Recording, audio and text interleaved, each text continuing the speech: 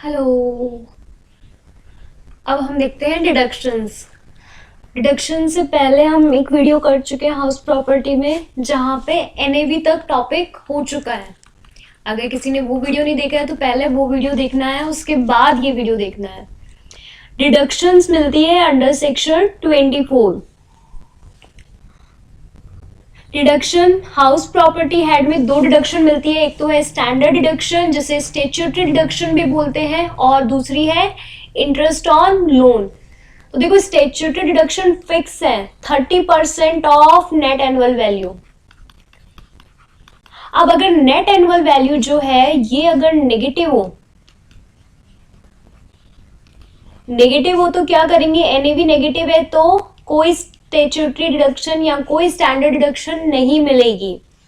Self occupied property के case में, self occupied house के केस में एनएवी निल होती है, एनएवी इज 0। तो उस केस में भी नो स्टैट्यूटरी डिडक्शन।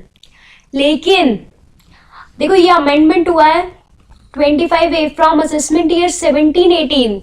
एक न्यू सेक्शन इंसर्ट किया जिसके अकॉर्डिंग अगर कोई अनरियलाइज्ड रेंट रिसीव होता है, अनरियलाइज्ड रेंट या कोई अरियर्स ऑफ रेंट रिसीव होते हैं, तो उस केस में 30% स्टैट्यूटरी डिडक्शन मिलेगी। 30% स्टैट्यूटरी डिडक्शन उस केस में मिलेगी। तो डिडक्शन में दो deduction, statutory deduction and interest on loan. तो स्टैट्यूटरी डिडक्शन अगर एनएवी निल होगा तो नहीं मिलेगी, अगर एनएवी 0 होगा तो नहीं मिलेगी, और बाकी सब केसेस में मिलेगी 30% off NAV.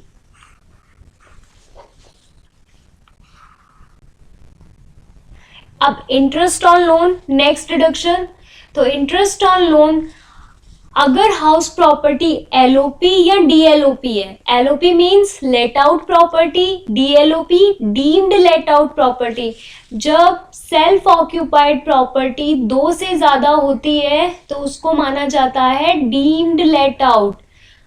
LOP and DLOP के केस में इंटरेस्ट ऑन लोन की कोई लिमिट नहीं है, जितना इंटरेस्ट आप पे कर रहे हैं एज इट इज डिडक्ट हो जाएगा।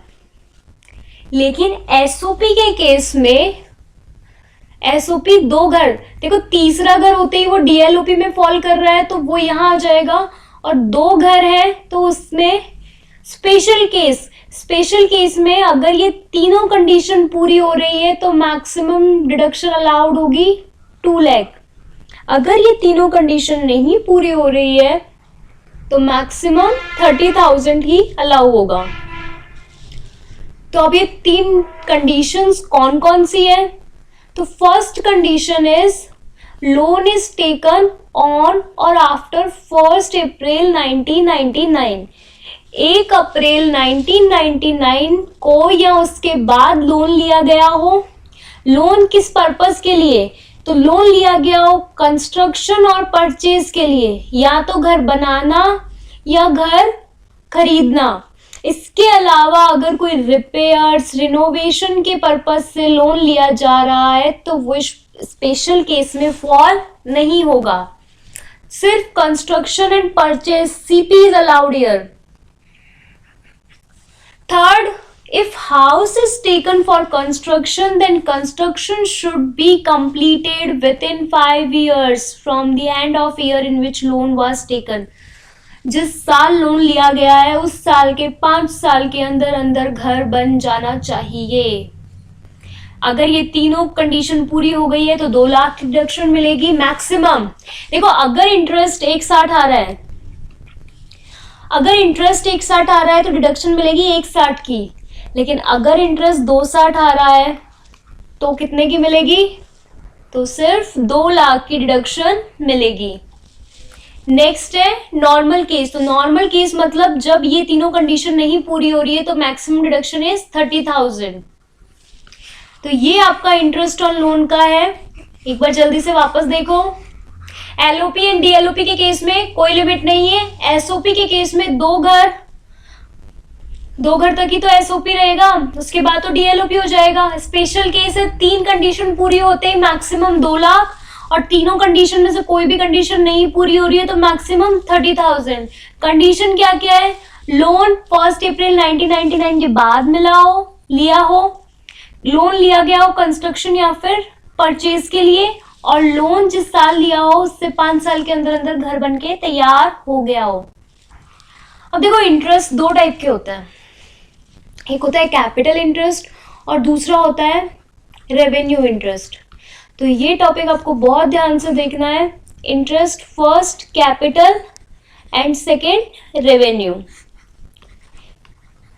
कैपिटल इंटरेस्ट को ही प्री एक्विजिशन इंटरेस्ट बोला है और रेवेन्यू है। जिस साल आपने लोन लिया, जिस दिन आपने लोन लिया उस दिन से लेके जिस दिन आपका घर बनके तैयार हुआ, जिस दिन आपका घर बनकर तैयार हुआ उस दिन से पहले वाला 31 मार्च ढूंढना है। इस 31 मार्च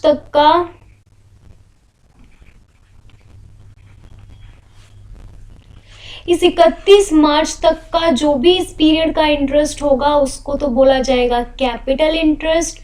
और जब जिस साल घर बन गया है तो 1/4 से लेके पूरे इस साल का इंटरेस्ट कहलाएगा revenue interest.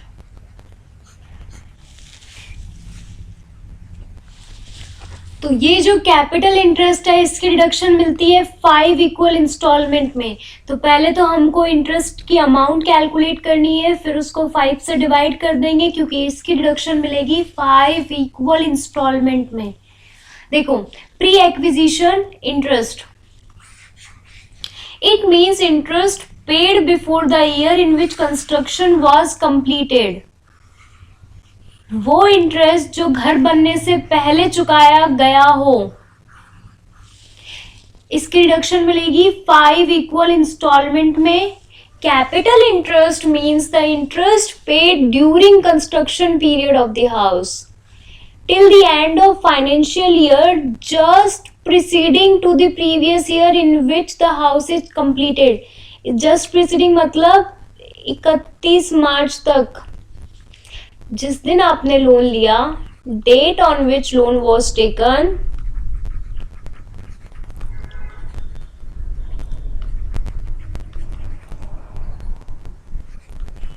to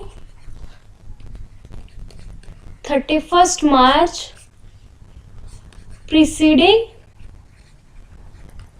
to date of completion। इस पीरियड का इंटरेस्ट कहलाएगा प्री एक्विजिशन इंटरेस्ट या फिर कैपिटल इंटरेस्ट। इस इंटरेस्ट को कैलकुलेट करने के बाद डिवाइड कर देना है 5 से। लिमिट जो इससे पहले वाली टेबल में हमने लिमिट पढ़ी है 30,000 एंड 2 लाख की, वो कैपिटल एंड रेवेन्यू दोनों को मिला के लेना है।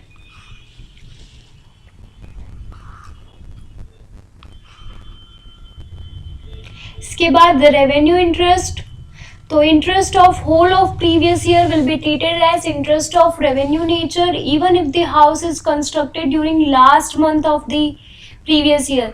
पूरे साल का इंटरेस्ट रेवेन्यू इंटरेस्ट कहलाएगा। अब आपको ये इलस्ट्रेशन करना है ताकि आपको ये पूरा कंसेप्ट समझ में आए। करो इसे। Tanzila taken a loan from SBI Housing Limited for 12 lakh। Date 1/12/2016 को लोन लिया, कितने रुपए का? 12 लाख का।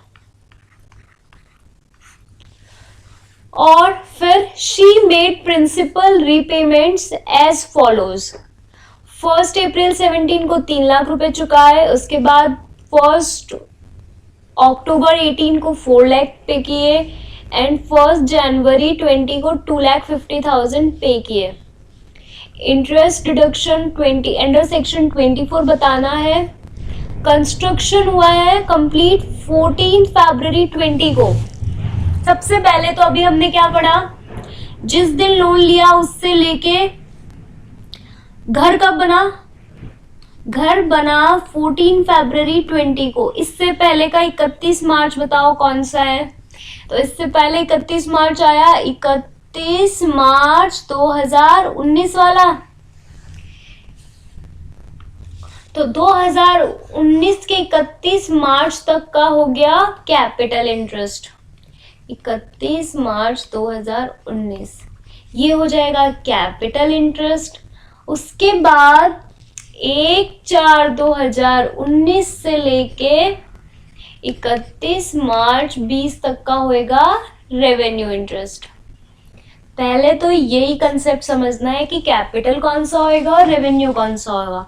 तो पूरे प्रीवियस ईयर का इंटरेस्ट तो हो गया रेवेन्यू, और जिस दिन लोन लिया उससे लेके घर बना उससे पहले के 31 मार्च तक का कैपिटल इंटरेस्ट हो गया। अब इसकी अमाउंट निकालते हैं।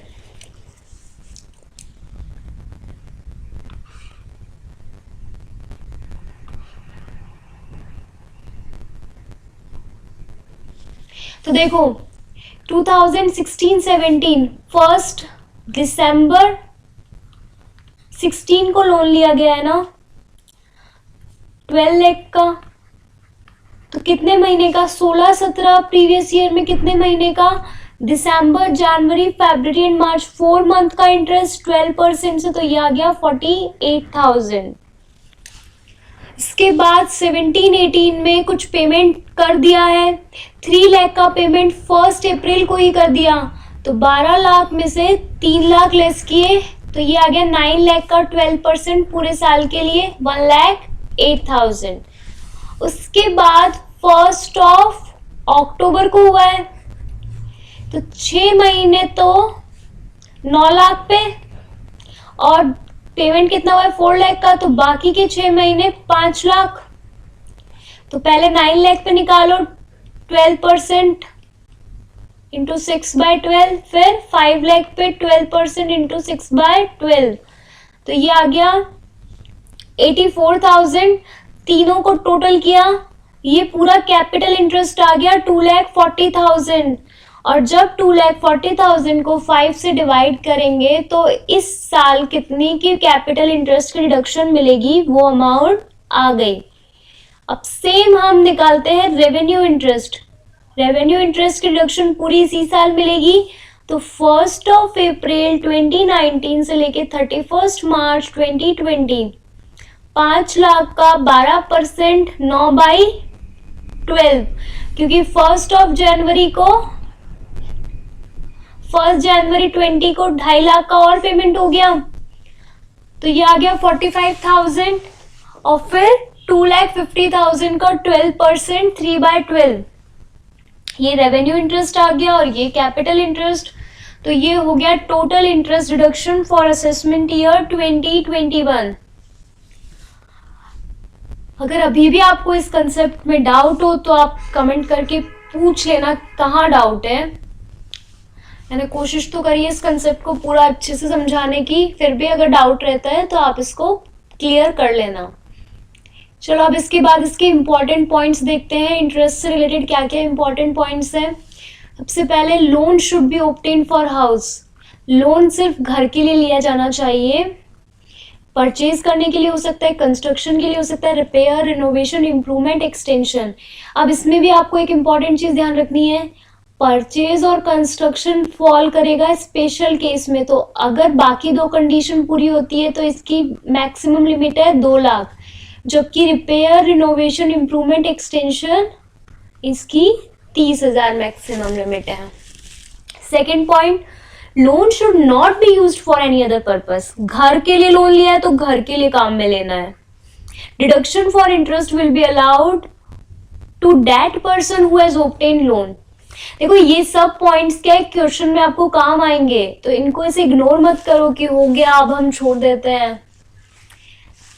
Deduction for interest, interest deduction सिर्फ उसी पर्सन को मिलेगी जो पर्सन लोन ले रहा है। Loan obtain to repay earlier loan, तो भी डिडक्शन मिलेगी। अगर आपने पहले लिए हुए लोन को चुकाने के लिए दूसरा लोन लिया है तो भी आपको डिडक्शन मिल जाएगी। Interest is allowed on due basis. Interest due basis पे अलाउ होगा पे करना रेलिवेंट नहीं है, ड्यू होना जरूरी है। Deduction from income will be allowed from that house for which loan was obtained. जिस हाउस की इनकम है उसी का ही लोन होना चाहिए। Panel interest on delayed payment allow नहीं होगा। इंटरेस्ट पे अगर इंटरेस्ट चार्ज कर रहे हैं तो उसकी डिडक्शन नहीं मिलेगी। लोन प्रोसेसिंग एक्सपेंसेस भी अलाउ नहीं किए जाएंगे। अगर इंटरेस्ट आउटसाइड इंडिया पे कर रहे हैं तो टीडीएस कट होना कंपल्सरी। अगर टीडीएस नहीं डिडक्ट हुआ है तो डिडक्शन नहीं मिलेगी। इंटरेस्ट फॉर ब्रोकन पीरियड अगर कुछ डेज में आ रहा है तो कैलकुलेशन डेज में होगी। While computing number of days, और डेज में जब कैलकुलेशन होगी तो day on which loan was obtain को तो इंक्लूड करना है, लेकिन जिस दिन पे हो चुका उस दिन को एक्सक्लूड करना है। जिस दिन लोन लिया उसको इंक्लूड करना है और जिस दिन लोन का पेमेंट हो गया उसको एक्सक्लूड करना है। अगर लोन प्लॉट ऑफ लैंड के लिए लिया गया हो और उस प्लॉट पे घर नहीं बना हो तो कोई डिडक्शन नहीं मिलेगी। अगर उस पे घर बना हो तो डिडक्शन मिल जाएगी, और अगर आपने घर के लिए भी लोन लिया है तो दोनों की डिडक्शन मिल जाएगी। टाइम लिमिट नहीं है कुछ भी कंस्ट्रक्शन का। इंटरेस्ट के केस में सिर्फ मैक्सिमम डिडक्शन के केस में वो 5 ईयर्स वाला है। बाकी आप घर कभी भी बनाते हो आपको वैसे डिडक्शन तो मिलेगी ही मिलेगी। If loan is repaid before completing construction of house, अगर घर बनने से पहले ही चुका दिया लोन तो इसका मतलब कैपिटल इंटरेस्ट ही होगा, रेवेन्यू तो होगा ही नहीं। और कैपिटल इंटरेस्ट में भी देखो डिडक्शन मिलती है 5 इक्वल इंस्टॉलमेंट में। तो आपके प्रीवियस ईयर में जो इंस्टॉलमेंट आनी है उसकी डिडक्शन तो मिल जाएगी। आपके प्रीवियस ईयर के बाद जो भी बचती है कैपिटल इंटरेस्ट वो लैप्स हो जाएगी, उसकी फिर डिडक्शन नहीं मिलेगी। देखो capital interest will be calculated up to date of repayment of loan excluding date of repayment. 5 installment of capital interest will be allowed.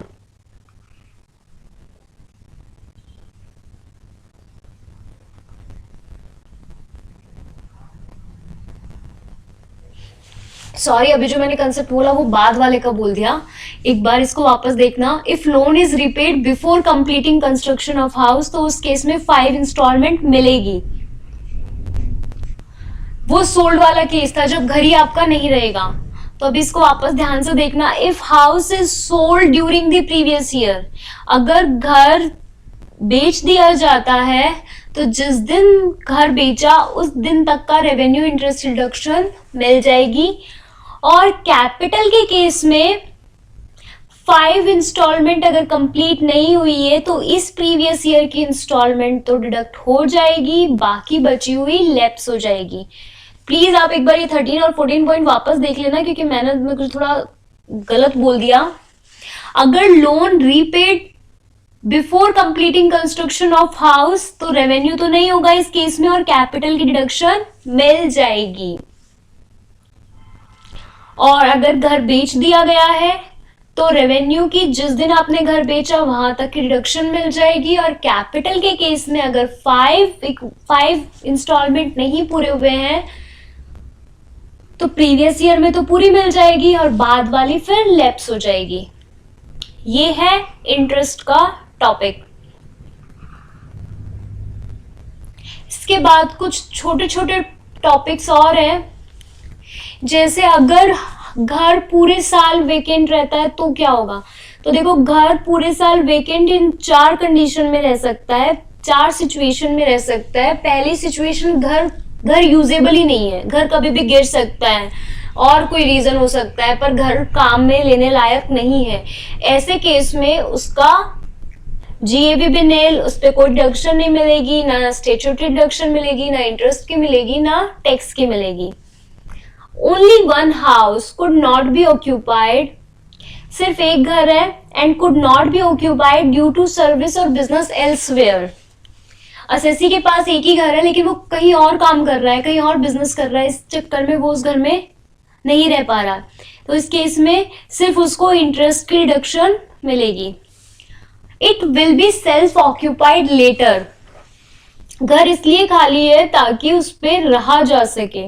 तो देखो उस केस में एक्सपेक्टेड रेंट ले लेना है, म्युनिसिपल टैक्सेस भी अलाउ हो जाएंगे, डिडक्शन भी मिलेगी एंड इंटरेस्ट की डिडक्शन भी मिलेगी।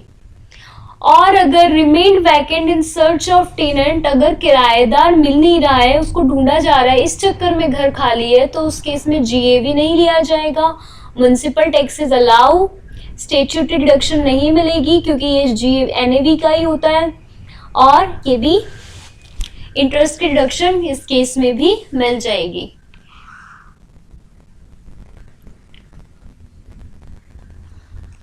अब देखो अनरियलाइज्ड रेंट या फिर arrears of earlier year rent अगर रिसीव हो रहा है तो उस केस में क्या रूल होगा। Assessment year 17-18 it has been provided that amount of rent received in arrears of or the amount of unrealized rent realized subsequently by the assessee shall be charged to income tax। जिस साल आपको ये unrealised rent या arrears receive होता है उस साल वो इनकम मानी जाएगी हाउस प्रॉपर्टी हेड की अकॉर्डिंग टू सेक्शन 25A, और इस इनकम में से दिया जाएगा 30% स्टैंडर्ड डिडक्शन। तो 30% ऑफ ये जो भी इनकम आई है इसका 30% लेस करने को मिलेगा। देखो following point should be noted, the recipients of arrears of rent, जो व्यक्ति उसको रिसीव कर रहा है उसके लिए ये टैक्सेबल हो जाएगा, और regardless of the fact whether in the year of receipt the house property is owned by him और नॉट। ये मैटर नहीं करता कि आपने उस घर को बेच दिया है क्या, वो आपके लिए टैक्सेबल होगा। हाउस प्रॉपर्टी हेड में जो भी किराया आपको रिसीव हो रहा है उस किराए में से 30% डिडक्शन मिलेगी, और इस 30% डिडक्शन के अलावा कोई और डिडक्शन नहीं मिलेगी। Ownership not essential, arrears of rent of preceding year is received in the previous year, arrear of rent belong to a house which not taxable income from house property, not taxable income। अगर ऐसे किसी घर का rent receive हो रहा है जो कि हाउस प्रॉपर्टी हेड में टैक्सेबल ही नहीं होता तो फिर इनकम भी यहाँ टैक्सेबल नहीं होगी।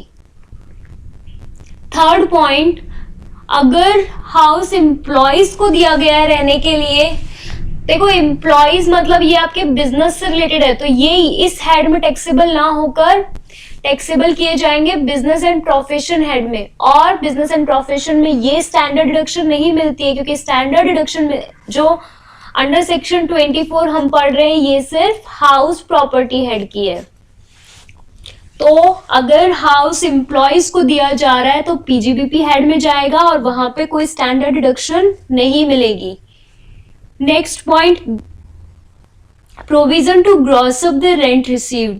देखो if any person has let out his house और रेंटल इनकम 2,40,000 से ज्यादा है तो जब भी रेंट रिसीव होगा उसको 10% टीडीएस डिडक्ट होगा। तो उस केस में आपको ग्रॉस अप करना है, तो ग्रॉस अप का फॉर्मूला है rental income is equal to rent received into 100 divide by 90। और अगर हाउस को ओनर, हाउस का अगर एक से ज्यादा मालिक हो तो क्या एडजस्टमेंट करने हैं। देखो अगर हाउस का मालिक एक से ज्यादा लोग हैं तो उसको एसोसिएशन ऑफ पर्सन मान के टैक्सेबल नहीं करना है, इसका यहाँ पे ये रूल दिया हुआ है।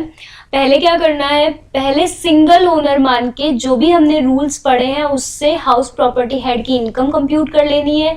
उसके बाद जैसे को ओनर है तो मान लो 2:3 के रेशियो में उनकी ओनरशिप है, तो जो भी रेंट आया जैसे 5 लाख वैल्यू आई या 5 लाख इनकम आई, direct income from house property 5 lakh आई, तो उसको ए बी में इस रेशियो में डिवाइड कर देंगे।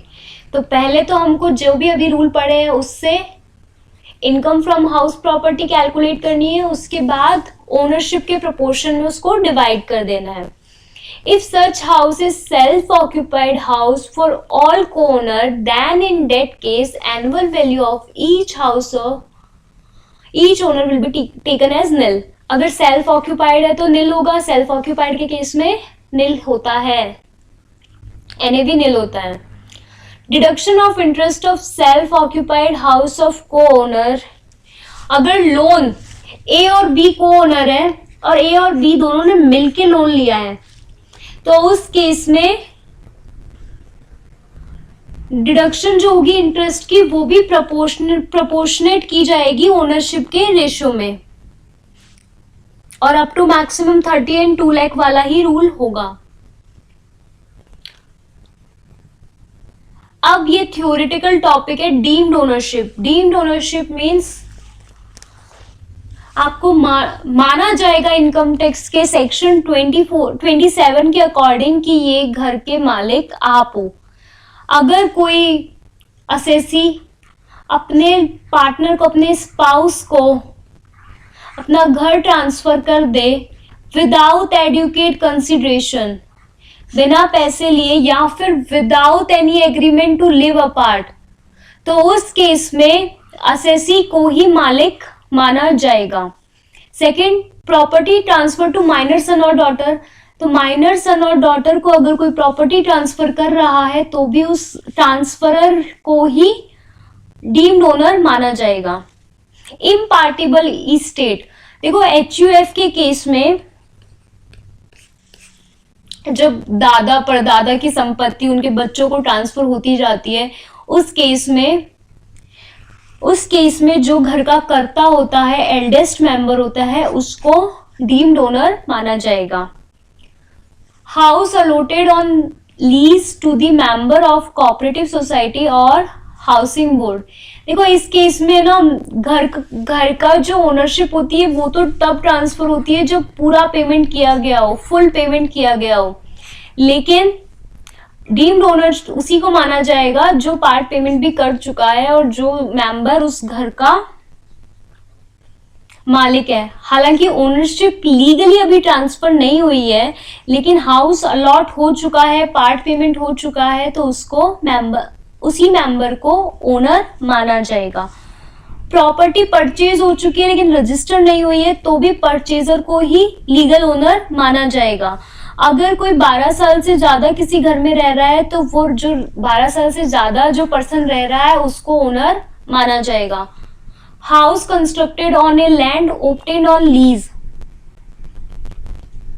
जो व्यक्ति उस घर पे, उस जमीन पे घर बनाता है उसको ओनर माना जाएगा।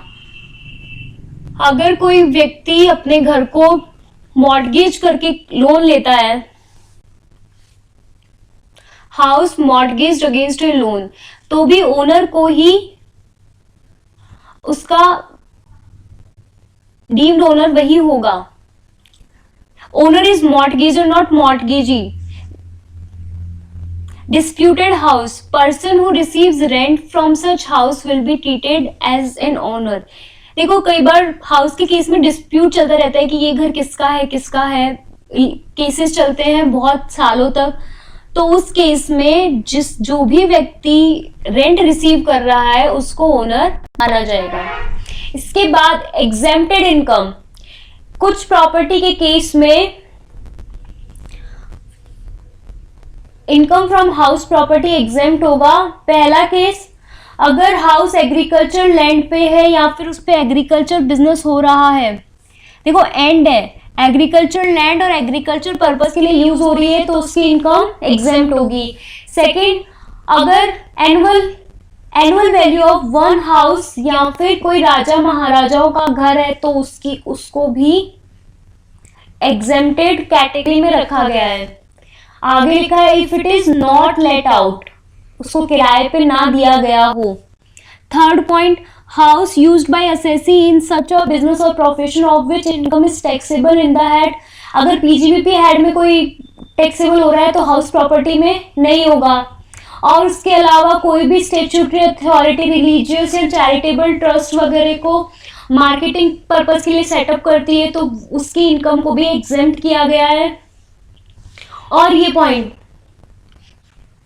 देखो, अगर कोई एसएससी इस बिजनेस में है कि वो घर बनाता है और घर को सेल कर देता है, लेकिन उसके पास क्या हो रहा है कि कुछ घर बने हुए रह गए, स्टॉक में रह गए, few houses remain in the stock, तो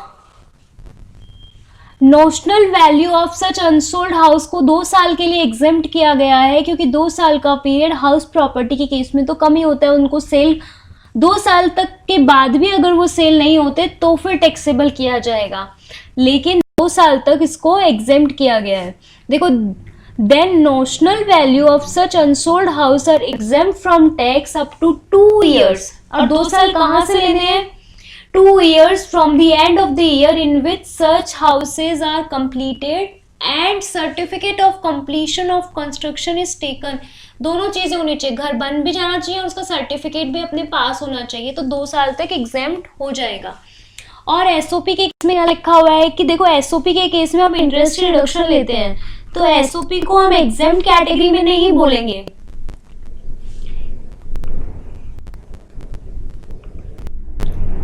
तो ये हो चुका है हाउस प्रॉपर्टी हेड कंप्लीट। अब आप हाउस प्रॉपर्टी के सारे क्वेश्चन करो और नहीं आए तो पूछो।